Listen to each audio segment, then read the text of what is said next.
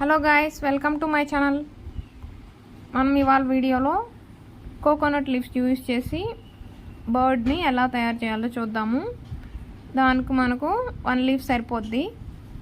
మనం దాన్ని తీసుకొని ఆ లీఫ్ని కట్ చేసుకొని ఎలా మేకింగ్ చేయాలో ఈ వీడియోలో చూసినట్టు మీరు చేసుకొని ఏదైనా ఫంక్షన్ అప్పుడు మీరు యూజ్ చేసుకోవచ్చు.